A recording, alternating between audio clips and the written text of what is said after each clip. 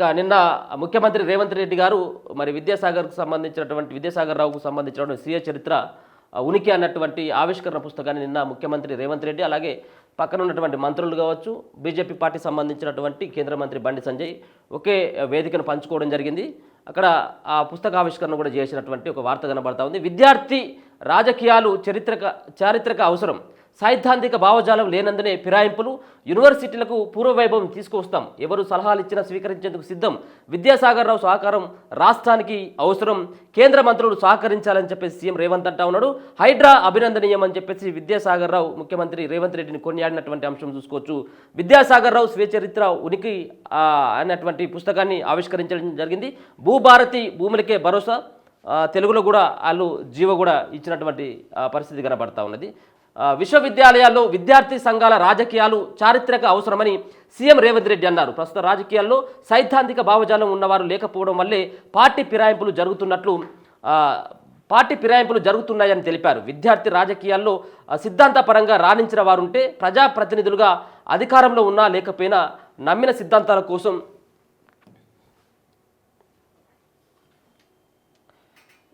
సిద్ధాంతం కోసం దశాబ్దాల పాటు జీవితాలను త్యాగం చేస్తారని తెలిపారు. ప్రజా సమస్యలపై విద్యార్థి సంఘాల పోరాటాలు చేయడం వల్లనే చైతన్యం వస్తుందని, ఆయా సమస్యలు పరిష్కారం అవుతాయని పేర్కొన్నారు. రాజకీయ పార్టీల పోరాటం కంటే ఓయూ కేయూ విద్యార్థులు ముందుండి ఉద్యమించడం వల్లనే తెలంగాణ ఏర్పాటు సాధ్యమైందని అన్నారు. అలాంటి విద్యార్థి రాజకీయాలను తెలంగాణలో పునరుద్ధరించాల్సిన అవసరం ఉందన్నారు. అన్ని పార్టీలు విద్యార్థి రాజకీయాలను ప్రోత్సహించాలని పిలుపునిచ్చారు. ఆదివారం తాజకృష్ణలో జరిగిన ఓ కార్యక్రమంలో మహారాష్ట్ర మాజీ గవర్నర్ సిహెచ్ విద్యాసాగర్ రావు స్వీయ చరిత్ర ఉనికి పుస్తకాన్ని సీఎం రేవంత్ రెడ్డి ఆవిష్కరించారు. ఈ సందర్భంగా ఆయన మాట్లాడుతూ, ఒకప్పుడు ఉస్మానియా యూనివర్సిటీ విద్యార్థి రాజకీయాల్లో ఓ వైపు జార్జి రెడ్డి, మరోవైపు సాగర్జీ అంటే విద్యాసాగర్ రావు వంటి వారు నమ్మిన సిద్ధాంతం కోసం గట్టిగా నిలబడ్డారని తెలిపారు. విద్యార్థి దశలో సిద్ధాంతపరమైన భావజాలం ఉన్నవారు తక్కువగా ఉండడం, విద్యార్థి రాజకీయాల్లో చైతన్యం కోల్పోవడం వల్లనే ప్రజాప్రతినిధులు కావాలనుకుంటున్న వారు ఏ పార్టీ అయినా పర్వాలేదని, తమకు పదవి ఉంటే చాలని అనుకుంటున్న పరిస్థితులు నెలకొన్నాయని రేవంత్ రెడ్డి అభిప్రాయపడ్డారు. పార్టీ ఫిరాయింపులపై నేను మాట్లాడితే బాగోదేమో అంటూనే తనదైన శైలిలో పై వ్యాఖ్యలు చేశారు. మూడో తరం కనిపించడం లేదు.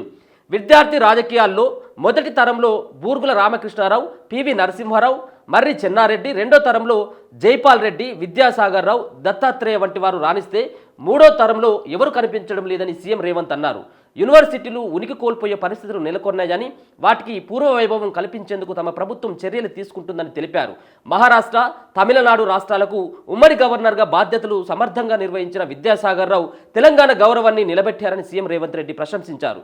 5 దశాబ్దాల పాటు ప్రజా జీవితంలో ఎలాంటి ఆరోపణలు ఎదుర్కొనకపోవడం విద్యాసాగర్ రావు గొప్పతనమని కొనియాడారు. రాష్ట్ర అభివృద్ధి కోసం ఎవరు సలహాలు ఇచ్చినా తీసుకోవడానికి తనకు ఎలాంటి భేషజాలు లేవని, ముఖ్యంగా సాగర్జీ వంటి వారు అనుభవజ్ఞులు సహకారం ఎంతో అవసరమని అన్నారు. తెలంగాణ అభివృద్ధి విషయంలో కేంద్ర మంత్రులు కిషన్ రెడ్డి, బండి సంజయ్, బీజేపీ ఎంపీ లక్ష్మణ్తో పాటు బీఆర్ఎస్ మాజీ ఎంపీ వినోద్ కుమార్ వంటి వారు సహకరించాలని కోరారు. జల్లికట్టు సమస్య వస్తే తమిళనాడులోని అన్ని పార్టీలు కేంద్రంతో పోరాటం చేసి సాధించుకున్నాయని, తెలంగాణ అభివృద్ధి విషయంలో కూడా అన్ని పార్టీలు ఒకటి కావాల్సిన అవసరం ఉందని ఆయన అన్నారు. సిహెచ్ విద్యాసాగర్ రావు మాట్లాడుతూ, సీఎం రేవంత్ రెడ్డి హైడ్రాను ఏర్పాటు చేయడం, మూసి పునరుజ్జీవం కోసం చర్యలు తీసుకోవడం అభినందనీయమని, ప్రపంచ దేశాల్లో ముఖ్య నగరాలకు ధీటుగా హైదరాబాద్ను తీర్చిదిద్దడం ప్రశంసనీయమని పేర్కొన్నారు.